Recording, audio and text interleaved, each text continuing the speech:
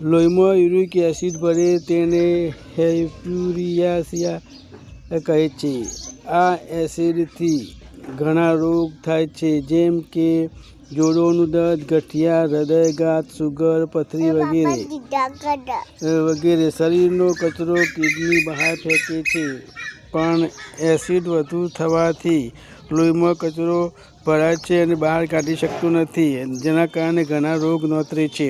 તેનાથી બચવા માટે નીચેની વસ્તુનું સેવન કરવું જોઈએ: અખરોટ, બથુઆ, સફરજન, અળસીના બીજ, લીંબુ રસ, બેકિંગ સોડા, આમળા, વિટામિન સી, અજમો, કાચા પપૈયા, લસણ, લીલી કોથમીર, હરસિંગાર પાન, અર્જુનની છાલ, રસ વગરના ફળ.